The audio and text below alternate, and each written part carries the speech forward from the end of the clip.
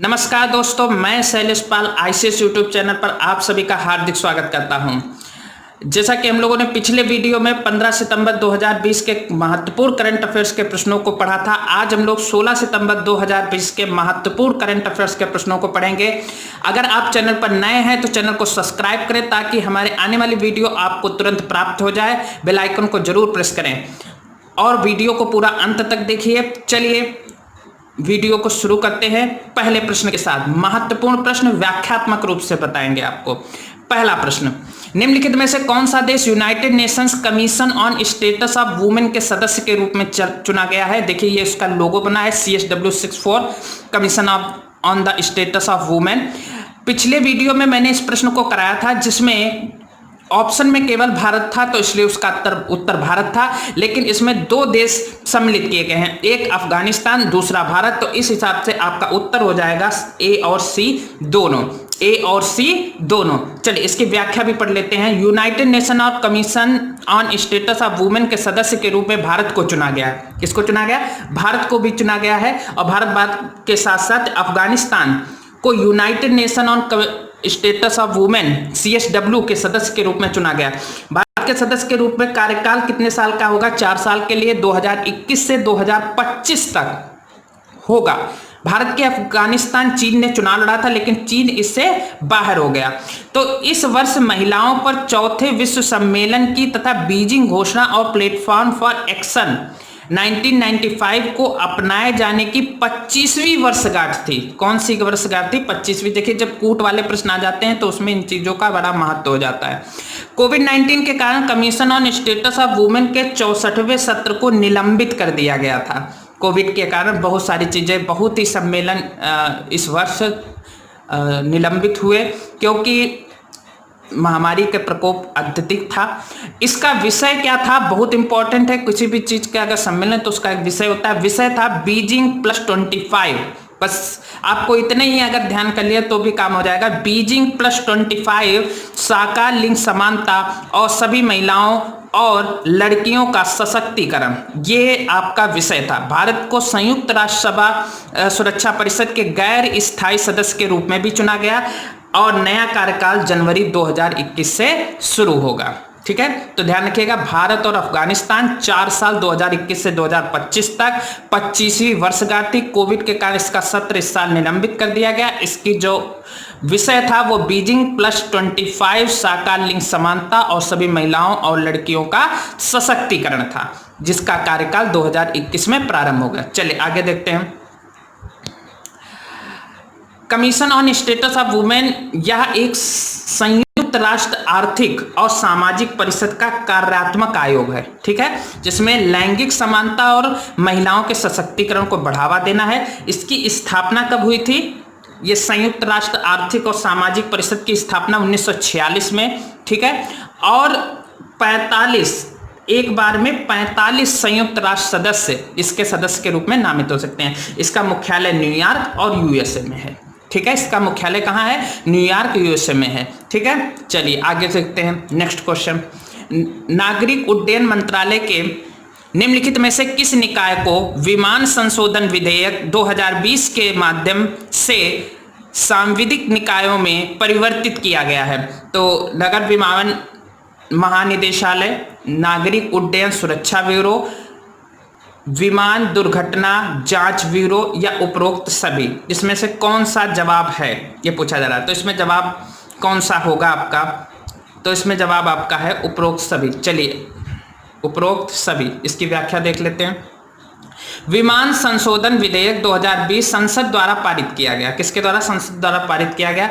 विधेयक का उद्देश्य विमान अधिनियम 1934 में संशोधन करना है। विधेयक नागरिक उड्डयन मंत्रालय के तीनों निकाय यानी कि नागरिक उड्डयन महानिदेशालय, नागरिक उड्डयन सुरक्षा ब्यूरो और विमान दुर्घटना जांच ब्यूरो को सांविधिक निकायों में परिवर्तित करेगा। इन निकायों का नेतृत्व एक महानिदेशक करेगा जो केंद्र द्वारा नियुक्त किया जाएगा। किसके द्वारा नियुक्त किया जाएगा महानिदेशक को? केंद्र द्वारा।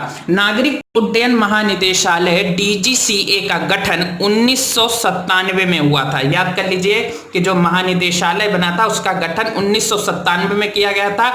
यह नागरिक विमानों का पंजीकृत करता है और हवाई अड्डों को प्रमाणित करता है। पायलट और हवाई यातायात नियंत्रकों को लाइसेंस प्रदान करता है और अंतर्राष्ट्रीय नागर विमान संगठन ICAO के मामले को समन्वय करता है। तो इसमें तीनों निकाय सम्मिलित होंगे: नागरिक उड्डयन महानिदेशालय, नागरिक उड्डयन सुरक्षा ब्यूरो और विमान दुर्घटना जांच ब्यूरो। ये तीनों सम्मिलित हैं इसमें। ठीक है, तो प्रश्नों को ध्यान रखिए। पूरी व्याख्यात्मक रूप से मैं आपको बताऊंगा, एक एक प्रश्न का पोस्टमार्टम करूंगा और बस आपको इसको लिख लेना है, नोट कर लेना है अपनी कॉपी में। बहुत ही महत्वपूर्ण प्रश्न है आगे आने वाले NTPC ग्रुप डी के पेपर के लिए, SSC के लिए, ठीक है, अन्य जितने भी आपके कॉम्पिटिटिव एग्जाम है उसमें महत्वपूर्ण प्रश्न ये इस बार साबित होगा। चलिए अगला प्रश्न देखते हैं। हाँ, इसकी थोड़ी और व्याख्या जान लेते हैं इसके बारे में कि नागरिक उड्डयन सुरक्षा ब्यूरो की स्थापना 1978 में की गई थी। यह सिविल एविएशन सिक्योरिटी के लिए जिम्मेदार है और ICAO के शिकागो सम्मेलन में अनुलग्नक 17 का कार्यान्वयन प्राधिकरण है। विमान दुर्घटना जांच ब्यूरो का गठन जो है ये 2011 में किया गया था। इसका गठन ICAO के मानकों तथा अनुशंसित प्रथाओं के अनुपालन के लिए किया गया था। तो जो तीनों आपके ब्यूरो थे उन सभी की स्थापना मैंने आपको बता दी है। चलिए आगे बढ़ते हैं थोड़ा और।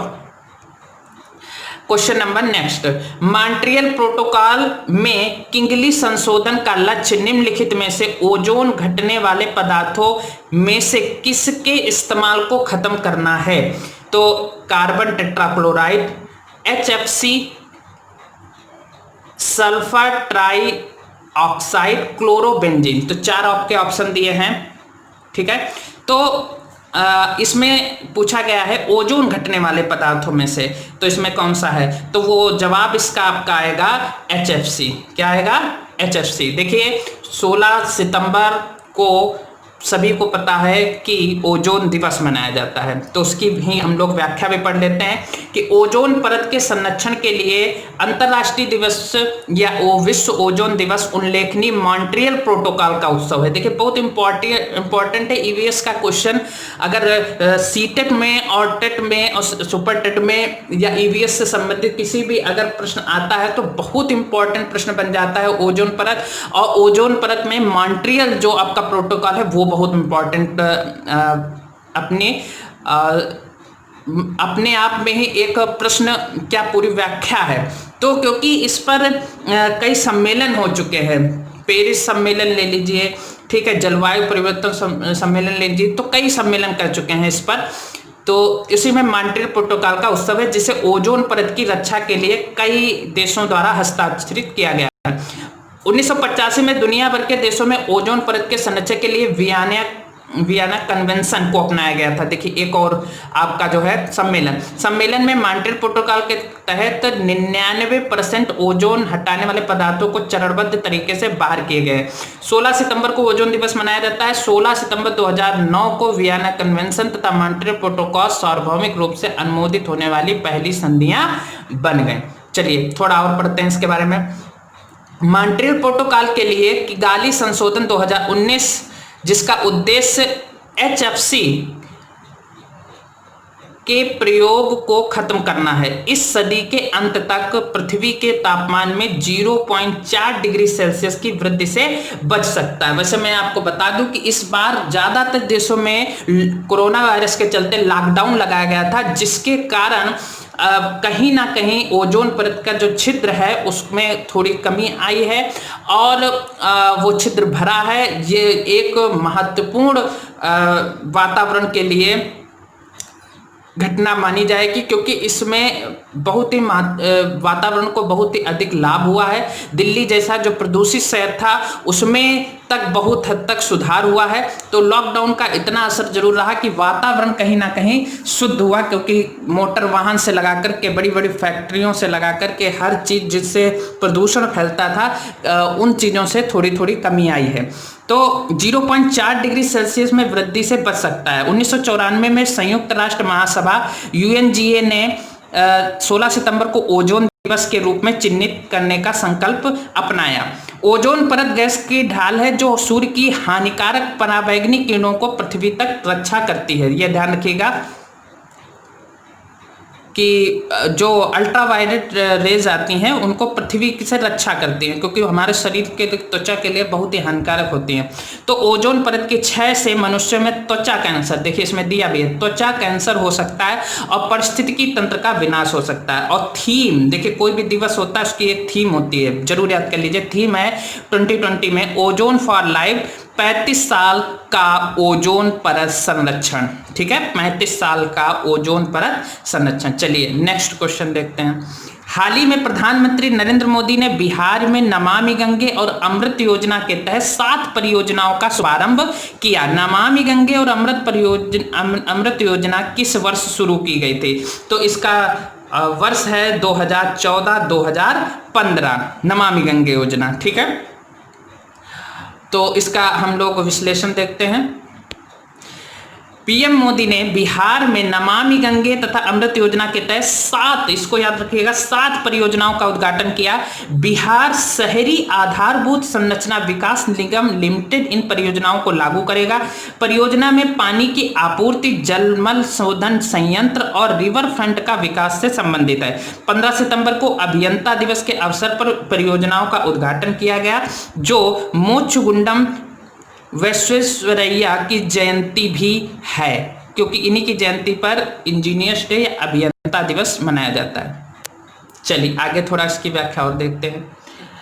पीएम ने यह भी कहा कि जल जीवन मिशन के तहत पूरे देश में 2 करोड़ से अधिक पानी के कनेक्शन है। नमामि गंगे को जून 2014 में केंद्र सरकार द्वारा अनुमोदित किया गया। देखिए कब? 2014 में नमामि गंगे को, जिसका उद्देश्य क्या था कि गंगा में प्रदूषण को कम करना और गंगा का संरक्षण और कायाकल्प करना। ठीक है, तब 2014 में उमा भारती जी जो है मंत्री थी, कैबिनेट मंत्री थी। इसे स्वच्छ गंगा के लिए राष्ट्रीय मिशन द्वारा कार्यान्वित किया जा रहा है। अब तो ये जल परिवहन में ही जो एक मंत्रालय मिला करके बना दिया गया, जिसके मंत्री नितिन गडकरी साहब हैं, तो उसी में हो गया। अटल नवीनीकरण और शहरी परिवर्तन मिशन अमृत जो है ये जून 2015 में शुरू किया गया था। ठीक है, यह बुनियादी ढांचे की स्थापना पर केंद्रित है और शहरी परिवर्तन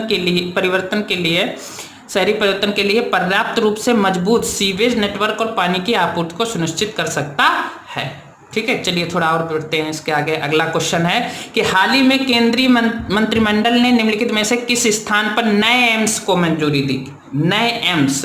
ठीक है, तो ये आपका इसका जवाब क्या होगा? ऑप्शन दिया है गोरखपुर उत्तर प्रदेश, दरभंगा बिहार, रोहतक हरियाणा, रुड़की उत्तराखंड। तो इसका जवाब जो है वो आपका क्या होगा? दरभंगा बिहार। इसका जवाब जो है दरभंगा बिहार है। अगला इसका व्याख्या देख लेते हैं कि केंद्रीय मंत्रिमंडल में पलवल में सोनीपत के लिए हरियाणा ऑर्बिटर रेल कॉरिडोर परियोजना और बिहार में दरभंगा के नए अखिल भारतीय आयुर्विज्ञान संस्थान एम्स की स्थापना को मंजूरी दे दी गई है। बिहार के दरभंगा में नए एम्स की स्थापना प्रधानमंत्री स्वास्थ्य सुरक्षा योजना PMSSY के तहत की जाएगी। इसके पूरे होने में 4 साल लग सकते हैं। पलवल में सोनीपत के हरियाणा की ऑर्बिटर रेल कॉरिडोर परियोजना को नवनियुक्त मंजूरी दे दी गई है, जो सोहाना मानसेर खरखौदा से होकर दिल्ली अंबाला खंड पर हरसाना कला स्टेशन पर समाप्त होगी। तो जो ये आपका एम्स की स्थापना जो है वो कहाँ की गई है? बिहार के दरभंगा। आगे देखते हैं कि हरियाणा के रेल बुनियादी ढांचा निगम लिमिटेड परियोजना को लागू करेगा। यह रेल मंत्रालय और हरियाणा सरकार की संयुक्त उद्यम कंपनी है। Haryana orbital rail corridor project को पूरा होने में 5 साल लग सकते हैं। वर्तमान में देश में कितने एम्स हैं? 15 एम्स काम कर रहे हैं। सरकार 2025 तक 8 एम्स और चालू करने का पर काम कर रही है। तो देश में 15 एम्स हैं, 8 और स्टार्ट करने के हैं, तो कुल मिलाकर के कितने हो जाएंगे? 23। चलिए आगे देख रहे हैं। अच्छा, थोड़ा इसके बारे में जान लेते हैं। इसमें एक जो ये एम्स बनना है वो किस योजना के तहत बनना है? प्रधानमंत्री स्वास्थ्य सुरक्षा योजना। ये स्टार्ट हुई थी 2003 में, शुरू किया गया था। तो PMSSY का उद्देश्य तृतीयक स्वास्थ्य सेवाओं के क्षेत्र में क्षेत्रीय असंतुलन को रोकने और भारत में गुणवत्तापूर्ण चिकित्सा शिक्षा के लिए सुविधाओं को बढ़ावा देना है। PMSSY के 2 घटक हैं, एम्स की तरह संस्थानों की स्थापना और सरकारी मेडिकल कॉलेज तथा संस्थानों का उन्नयन करना है। चलिए नेक्स्ट क्वेश्चन। अच्छा, इसमें एक और चीज आ गई थी, हरियाणा, उसके बारे में भी देख लो भाई।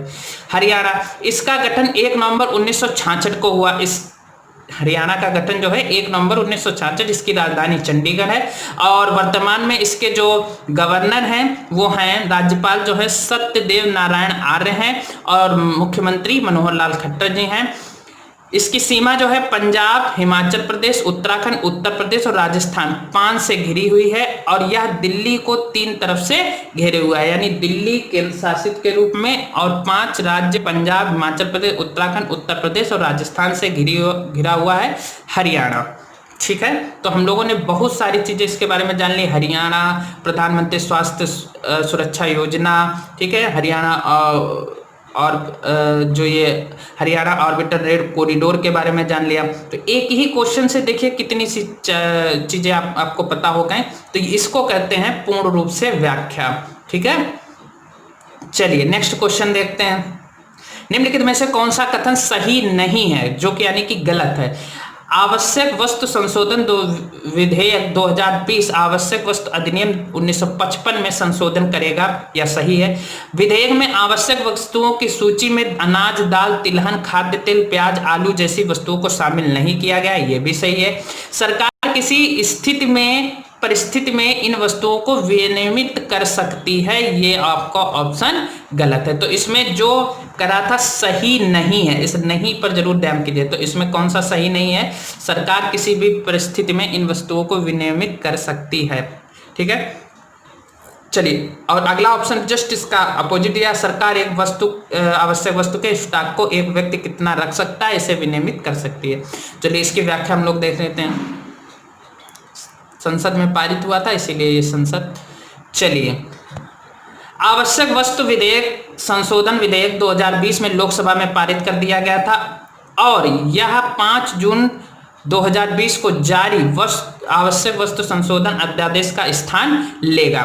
विधेयक आवश्यक वस्तु अधिनियम 1955 में संशोधन करेगा और केंद्र सरकार को कुछ वस्तुओं को आवश्यक उत्पाद घोषित करने की शक्तियां देगा।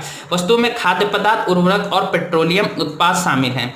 अगला है कि विधेयक में आवश्यक वस्तुओं की सूची में अनाज, दाल, तिलहन, खाद्य तेल, प्याज और आलू जैसी वस्तुओं को शामिल नहीं किया गया है। ठीक है, आगे देखते हैं। सरकार इन वस्तुओं में केवल युद्ध, अकाल, असाधारण मूल्य वृद्धि और गंभीर प्रकृति या प्राकृतिक आपदा की असाधारण परिस्थितियों में ही नियंत्रित कर सकता है। जब कोई देश में कोई आपातकाल जैसी स्थिति आ जाती तो वहां पर बिल के अनुसार सरकार एक आवश्यक वस्तु के स्टॉक को एक व्यक्ति कितना रख सकता है, इसे विनियमित कर सकती है। स्टॉक सीमा और खाद्य पदार्थों के नियमन के बारे में विधेयक के प्रावधान सार्वजनिक वितरण प्रणाली या लक्षित सार्वजनिक वितरण प्रणाली के बारे में सरकारी आदेशों के लिए लागू नहीं होंगे। ठीक है, आगे देखते हैं नेक्स्ट क्वेश्चन। प्रत्येक वर्ष अभियंता दिवस पर मेधावी संकायों को मान्यता देने के लिए निम्नलिखित में से कौन सा पुरस्कार स्थापित किया गया है? अभियंता दिवस इसलिए हम लोग बार बार अभियंता दिवस की बात कर रहे हैं क्योंकि अभी 15 सितंबर को अभियंता दिवस मनाया गया था। तो यूजीसी सर्वश्रेष्ठ संकाय पुरस्कार, यूजीसी वाला तो यूजीसी से संबंधित होगा। ठीक है, विश्वेश्वरैया उत्कृष्ट संकाय पुरस्कार जरूर, क्योंकि अभियंता दिवस इन्हीं के जयंती के अवसर पर मनाया जाता है, तो इसीलिए इसमें जवाब कौन सा हो जाएगा? बी वाला। चलिए इसको थोड़ा पढ़ते हैं। ये जो चित्र आपको दिख रहा है ये रमेश पोखरियाल निशंक जी का है। तो शिक्षा मंत्री रमेश पोखरियाल निशंक ने अभियंता दिवस के अवसर पर AICTE Visvesvaraya best teacher award 2020 प्रदान किया है। उन्होंने AICTE अनुमोदित संस्थानों के 12 संकाय सदस्यों को पुरस्कारित किया। ठीक है, चलिए तो आगे थोड़ा और पढ़ते हैं। AICTE विश्वेश्वरैया सर्वश्रेष्ठ शिक्षक पुरस्कार पहली बार पेश किए गए हैं। ठीक है, इस पुरस्कार का उद्देश्य राष्ट्रीय स्तर पर प्रत्येक वर्ष अभियंता दिवस पर मेधावी संकायों को मान्यता देना है। उन्होंने 29 जुलाई 2020 को केंद्रीय मंत्रिमंडल द्वारा अनुमोदित राष्ट्रीय शिक्षा नीति 2020 के बारे में भी बात की। चलिए, अगर जो वीडियो देख रहे हैं और वीडियो जो देख रहे हैं वो 29 जुलाई को कौन सा डे मनाया जाता है उसको कमेंट में जरूर बताएं। ठीक है, कौन सा डे 29 जुलाई को मनाया जाता है उसको अपने कमेंट बॉक्स में जरूर लिखें। चलिए, जुलाई 2020 में सरकार ने मानव संसाधन विकास मंत्रालय का नाम बदल करके क्या कर दिया है, शिक्षा मंत्रालय कर दिया है। ठीक है, तो ध्यान रखिएगा, पहली बार यह पुरस्कार पेश किया गया है। आगे क्या है AICTE? अखिल, पूरा नाम देखिए इसका, अखिल भारतीय तकनीकी शिक्षा परिषद। यह नवंबर 1945 को गठित एक वैधानिक निकाय है। यह शिक्षा मंत्रालय, जो कि पहले मानव संसाधन विकास मंत्रालय कहा जाता था, के अंतर्गत आता है। यह राष्ट्रीय स्तर पर एक सर्वोच्च सलाहकार निकाय है। ठीक है, तो इसके बारे में जान लिया। नेक्स्ट क्वेश्चन है, निम्नलिखित में से किस राज्य की विधानसभा ने केंद्र सरकार द्वारा प्रस्तावित विद्युत संशोधन विधेयक 2020 को वापस लेने का प्रस्ताव पारित किया है? आंध्र प्रदेश, तेलंगाना, उड़ीसा और केरल। तो निम्न में से किस विधानसभा ने केंद्र सरकार द्वारा ये पारित किया गया है? तो जवाब इसका आ जाएगा तेलंगाना। क्या जवाब आ जाएगा? तेलंगाना। विद्युत संशोधन विधेयक 2020 की बात की गई है। तो व्याख्या देखते हैं इसकी। तेलंगाना की राज्य विधानसभा केंद्र द्वारा प्रस्तावित विद्युत संशोधन विधेयक 2020 को वापस लेने के लिए एक प्रस्ताव पारित किया गया है। प्रस्तावित विद्युत संशोधन विधेयक 2020 में विद्युत अधिनियम 2003 में संशोधन करना चाहता था। तेलंगाना के मुख्यमंत्री चंद्रशेखर राव ने कहा कि यह बिल किसानों के राज्यों के हितों के खिलाफ है, किसानों के। ठीक है, उन्होंने यह भी कहा कि इस बिल में निजी क्षेत्र को मदद मिलेगी, जो निजी क्षेत्र की कंपनियां हैं उनको।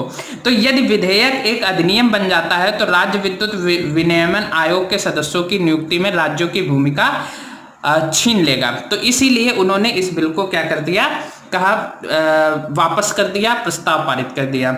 आगे देखिए, तेलंगाना के बारे में हम लोग जानते हैं। तेलंगाना, इसकी राजधानी क्या है? हैदराबाद है। आपको पता है कि ये जो है आंध्र प्रदेश से टूटा था। ठीक है, और तो वर्तमान में हैदराबाद, इसका गठन जो है जून 2014 में हुआ था। इसके गवर्नर जो हैं तमिलसाई सुंदरराजन हैं और मुख्यमंत्री के चंद्रशेखर राव हैं। तेलंगाना का जो राज्य पशु है वो बारहसिंघा है, राज्य पक्षी जो है भारतीय रोलर है, और राज्य का पेड़ जो है जुम्मे चेतु है, और राज्य का फूल जो है तांगेदु है। ठीक है, तो सारी चीज़ें कुछ चीज़ें तेलंगाना के बारे में बता दी जो संपूर्ण रूप से समायोजित करके लाया हूँ। ठीक है, बहुत ही बेहतरीन वीडियो है, आप लोग पूरा अंत तक जरूर देखिए। चलिए आगे देखते हैं। नेक्स्ट क्वेश्चन है, निम्न में से किस राज्य में मेरा परिवार मेरा दायित्व कार्यक्रम शुरू हुआ है? मेरा परिवार मेरा दायित्व, तो ये कहाँ शुरू किया गया है? फोटो लगी हुई है, फोटो में माननीय उद्धव जी बैठे हुए हैं, तो आप समझ गए होंगे कहाँ का कार्यक्रम है। ये महाराष्ट्र का है। कहाँ का है? महाराष्ट्र का है। चलिए पढ़ते हैं इसकी व्याख्या। कोविड-19 के प्रसार को नियंत्रित करने के लिए महाराष्ट्र में मेरा परिवार मेरा दायित्व कार्यक्रम शुरू किया गया। जैसा कि आपको पता है कि कोविड-19 की जो वर्तमान में संख्या सर्वाधिक रूप से अगर कहीं बढ़ रही है तो वो महाराष्ट्र है। मुंबई जैसे शहर में भी बहुत ही अधिक कोविड के केसेस पाए गए हैं। तो कार्यक्रम के तहत स्वास्थ्य दल स्थानीय जनप्रतिनिधियों की मदद से महाराष्ट्र के प्रत्येक घर में जाएंगे। टीम एक व्यक्ति की स्वास्थ्य स्थिति का परीक्षण करेगी और उपचार का निर्णय करेगी। ठीक है, चलिए आगे देखते हैं व्याख्या। महाराष्ट्र के बारे में थोड़ा उसका बैकग्राउंड, महाराष्ट्र क्या है, कौन राज्यपाल है, उसके बारे में पढ़ते हैं। महाराष्ट्र क्षेत्रफल की दृष्टि से महाराष्ट्र भारत का तीसरा सबसे बड़ा राज्य है। पहला तो आपको पता ही है राजस्थान है, तो ये तीसरा महाराष्ट्र जो है सबसे बड़ा राज्य है। आबादी के लिहाज से यह दूसरी सबसे बड़ी आबादी वाला राज्य है। पहला कौन है? उत्तर प्रदेश है। तो क्षेत्रफल की दृष्टि से तीसरा, आबादी की दृष्टि से दूसरा महाराष्ट्र है। इसकी सीमा 6 राज्यों द्वारा कवर की गई है। कर्नाटक और गोवा इसके दक्षिण में स्थित है। तेलंगाना इसके जो है वो दक्षिण पूर्व में स्थित है, और छत्तीसगढ़ इसके पूर्व में स्थित है। गुजरात और मध्य प्रदेश इसके उत्तर में स्थित है। मुख्यमंत्री उद्धव ठाकरे जी है और राज्यपाल जो है भगत सिंह कोश्यारी जी है। ठीक है, तो ये हुई महाराष्ट्र के बारे में जानकारी। चलिए आगे इस वीडियो को देखते हैं। नेक्स्ट क्वेश्चन है क्वेश्चन नंबर 10। हाल ही में CAPEX, ठीक है, कैपेक्स योजना के तहत जम्मू और कश्मीर के बागवानी विभाग द्वारा एक कार्यक्रम शुरू किया गया। इस कार्यक्रम का नाम क्या है? तो इस कार्यक्रम का नाम है, बताइए क्या नाम हो सकता है? ऑर्गेनिक फूड इन गार्डन, जो ऑर्गेनिक सस्टेनेबल हॉर्टिकल्चर। नाम इसका है बैकयार्ड बागवानी। तो इसका जो सही उत्तर है बैकयार्ड बागवानी है इसका सही उत्तर। व्याख्या इसकी देख लेते हैं। CAPEX, ठीक है, कैपेक्स योजना के तहत जम्मू कश्मीर, कहाँ पहले तो ये याद कर लीजिए, जम्मू कश्मीर में बागवानी विभाग द्वारा शुरू किया गया कार्यक्रम। ठीक है, और कार्यक्रम का शुभारंभ जम्मू जिले के मरह ब्लॉक के पंचेत जसवान में किया गया। कहाँ किया? पंचेत जसवान में। कार्यक्रम का उद्देश्य घर की खपत के लिए जैविक खाद्य उत्पादन को बढ़ावा देना है। ठीक है, और कार्यक्रम के तहत किसानों को न्यूनतम 3 फलदार पौधे दिए जाएंगे जिनकी लागत 90% सब्सिडी पर 200 रुपए है। याद कर लीजिए, 90% सब्सिडी पर 200 रुपए है। किसानों को उन सांस्कृतिक प्रथाओं का भी प्रदर्शन किया गया है जिन्हें कीटों और बीमारियों को दूर रखने के लिए इन फलों के पौधों को घर के पिछवाड़े में लगाते समय अपनाया जाता है। इसीलिए इसको बैकयार्ड बोलते हैं। ठीक है, इसीलिए इसको बैकयार्ड बागवानी, समझ गए? क्योंकि इसमें साफ साफ बताया गया है कि कहाँ, घरों के पिछवाड़े में लगवाने के लिए। ठीक है, चलिए आगे देखते हैं। जम्मू कश्मीर के बारे में बहुत उथल पुथल हो चुका, 370 हट गई है। ठीक है, और जम्मू कश्मीर को 2 भागों में विभाजित कर दिया गया, एक लद्दाख और दूसरा जो है आपका जम्मू। तो इन दोनों को जो है केंद्र शासित राज्य बना दिया गया है। तो थोड़ा इसके बारे में पढ़ते हैं। अनुच्छेद 370 को निलंबित करने के बाद सरकार ने 31 अक्टूबर 2019 को जम्मू कश्मीर को केंद्र शासित प्रदेश जम्मू कश्मीर और केंद्र शासित प्रदेश लद्दाख के रूप में पुनर्गठित किया है, 2 में विभाजित कर दिया। केंद्र शासित प्रदेश जम्मू कश्मीर के हिमाचल प्रदेश पंजाब के उत्तर में स्थित है, और शीतकालीन राजधानी कौन सी बनाई गई है? जम्मू। ग्रीष्मकालीन राजधानी कौन बनाई गई है? श्रीनगर। क्षेत्र की महत्वपूर्ण घाटियां हैं, बहुत घाटियां इसमें, तवी घाटी, चिनाब घाटी, पुंछ घाटी, सिंध घाटी और लिद्दर घाटी। ठीक है, तो ये था थोड़ा जम्मू कश्मीर के बारे में। आगे क्वेश्चन देखते हैं। नेक्स्ट क्वेश्चन है 11। वाल्टेयर डिवीजन के डीजल लोकोशेट ने नामक एक रोबोट विकसित किया है जो कोविड-19 रोगियों की सेवा करने में अस्पताल के कर्मचारियों की सहायता करेगा। तो उस रोबो का नाम क्या है? 4 ऑप्शन आपको दिए गए हैं, Med Robo, Med Bot, Corobot और मित्रा। उसका नाम है मेड रोबो। क्या नाम है? Med Robo. तो क्या पढ़ा है मेड रोबो? पढ़ते हैं। मेड रोबो विशाखापट्टनम में वाल्टेयर डिवीजन के डीजल लोकोसेट द्वारा विकसित किया गया है। ठीक है, डीजल लोकोसेट। मेड रोबो एक रोबोट है जो कोविड-19 रोगियों की सेवा करने में अस्पताल के कर्मचारियों की सहायता करेगा, और यह एक अद्वितीय मोबाइल ऐप के माध्यम से संचालित होगा। इसका उपयोग रोगियों की दवाई, चिकित्सा उपकरण और भोजन प्रदान करने के लिए किया जा रहा है। यदि असामान्य उच्च तापमान रीडिंग आती है तो ये अलार्म भी बजा देता है। ठीक है, इस रोबो का नाम क्या है? Med Robo. नेक्स्ट क्वेश्चन है, अब्राहम समझौते पर हस्ताक्षर करने वाले देशों के नाम बताइए। समझौता हुआ है जिसका नाम अब्राहम समझौता है, उस पर हस्ताक्षर करने वाले देश का नाम। पहला ऑप्शन दिया है इजराइल, सऊदी अरब, कतर। दूसरा है US, सऊदी अरब, बहरीन। तीसरा है इजराइल, UAE और बहरीन, और चौथा है UAE, सऊदी अरब, ओमान। जो इसका सही उत्तर है, देखिए चित्र में आपको बिल्कुल दर्शा दिया है हमने, अरब प्रांत सब दिख रहे हैं, सऊदी अरबिया पूरा, ठीक है। तो इसमें जो जवाब है वो इजराइल, यूएई और बहरीन है। चलिए इसकी भी व्याख्या हम लोग पढ़ते हैं।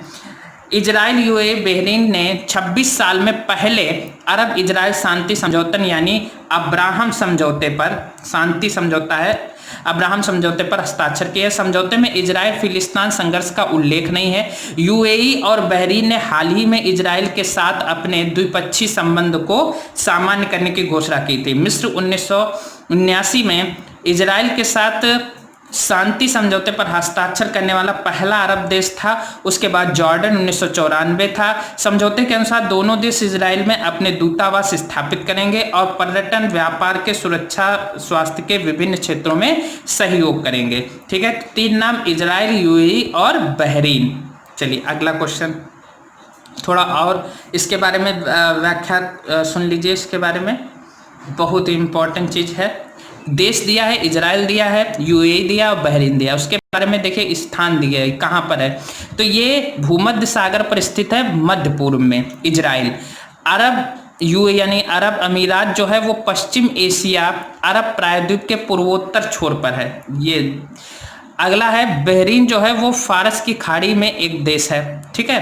तो उसके बारे में ध्यान कर लेना है हम लोगों को। और आगे देखिए, आगे है जो दिया है कि राजधानी इसकी क्या क्या है। राजधानी, इजराइल की राजधानी यरूशलेम है, ठीक है। मुद्रा इसकी जो है इजराइल से के है और प्रधानमंत्री बेंजामिन नेतन्याहू है, ठीक है। और अरब अमीरात का देख लीजिए, राजधानी इसकी अबू धाबी हो गई। मुद्रा जो है संयुक्त अरब अमीरात दिरहम हो गई, ठीक है।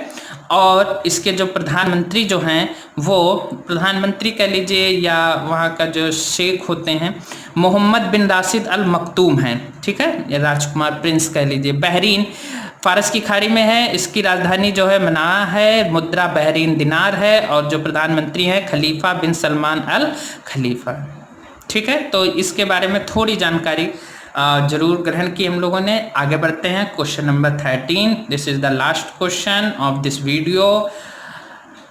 उत्तर प्रदेश सरकार ने यूपी स्पेशल सिक्योरिटी फोर्स का गठन करने के लिए Uttar Pradesh special security force act 2020 पास किया है। निम्नलिखित में से किन राज्यों में एक समान प्रकार का बिल है।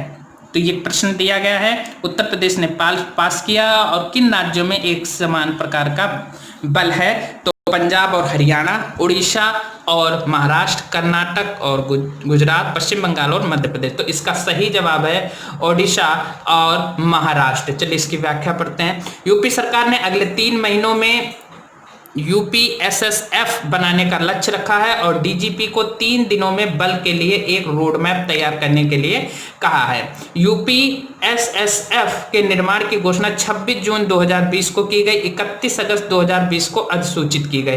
30 जुलाई 2020 को यूपी कैबिनेट ने पहले चरण में 9900 कर्मियों के साथ अपने बल के गठन को मंजूरी दी। मानसून सत्र में यूपी की विधानसभा ने उत्तर प्रदेश विशेष सुरक्षा बल अधिनियम 2020 पारित किया। महाराष्ट्र और उड़ीसा में महाराष्ट्र राज्य सुरक्षा निगम अधिनियम 2010 और उड़ीसा के औद्योगिक सुरक्षा बल अधिनियम 2012 के तहत समान बल स्थापित हैं। तो महाराष्ट्र और उड़ीसा में, ठीक है, 9900 कर्मियों को रखा गया है और 26 जून 2020 को की गई थी इसके निर्माण की घोषणा, जो कि अधिसूचित हुई 31 अगस्त 2020 को। और कैबिनेट ने जो पहली मंजूरी जिसमें कर्मियों को शामिल किया गया 30 जुलाई 2020 को, ठीक है। उत्तर प्रदेश विशेष सुरक्षा बल अधिनियम। आगे थोड़ा और देखते हैं इसकी व्याख्या। अगला है, एक अतिरिक्त महानिदेशक स्तर पर अधिकारी यूपीएसएसएफ का नेतृत्व करेगा। बल अधिसूचित व्यक्तियों और आवासीय परिसरों और अदालतों, मेट्रो रेल, हवाई अड्डों, बैंकों जैसे अन्य महत्वपूर्ण प्रतिष्ठानों को सुरक्षा प्रदान करेगा। और यूपीएसएसएफ अधिनियम की धारा 10 की उपधारा 1 और यूपीएसएसएफ को वारंट के बिना तथा मजिस्ट्रेट के किसी भी आदेश के बिना गिरफ्तार करने की शक्ति प्रदान करती है। यूपीएसएसएफ अधिनियम की धारा 10 केंद्रीय औद्योगिक सुरक्षा बल सीआईएसएफ 1968 की धारा 11 के समान है। सीआईएसएफ अधिनियम 1968 की धारा 11 और सीआईएसएफ के बिना वारंट के गिरफ्तारी की शक्तियां प्रदान करती हैं। ठीक है। तो बिना किसी आदेश के वारंट के गिरफ्तार करने का अधिकार होगा यूपीएसएसएफ को। चलिए आगे इसके थोड़ा और बारे में थोड़ी जानकारी। केंद्रीय औद्योगिक सुरक्षा बल सीआईएसएफ क्या होता है उसके बारे में। यह भारत की एक केंद्रीय सशस्त्र पुलिस बल में से एक है, ठीक है। इसकी स्थापना 1969 में संसद के एक अधिनियम के तहत की गई। यह गृह मंत्रालय के अधीन काम करता है। वर्तमान में भारत में 300 औद्योगिक इकाइयों और सरकारी बुनियादी ढांचा परियोजनाओं और प्रतिष्ठानों की सुरक्षा प्रदान करता है। वर्तमान के इसके महानिदेशक जो हैं वो कौन है, राजेश रंजन जी हैं, और मुख्यालय इसका कहाँ है, दिल्ली में है। तो वर्तमान में महानिदेशक राजेश रंजन और मुख्यालय नई दिल्ली में है। तो ये थे क्वेश्चन आज के वीडियो के 16 सितंबर 2020 के महत्वपूर्ण करंट अफेयर्स के प्रश्न। और आप लोगों ने जो इस प्रश्न को पढ़ा है तो उनको भली बात अपनी नोटबुक में नोट कर सकते हैं, ठीक है। वीडियो को पूरा अंत तक देखने के लिए बहुत बहुत धन्यवाद। चैनल को लाइक करें, ज़्यादा से ज़्यादा इसको शेयर करें, सब्सक्राइब करें ICS हरदोई चैनल को, ताकि हम आपके लिए नए नए वीडियोस लगातार बनाते रहें, ठीक है। और कोई भी जानकारी के लिए आप संस्थान का नंबर जो नीचे दिया गया है उस पर संपर्क कर सकते हैं, ठीक है।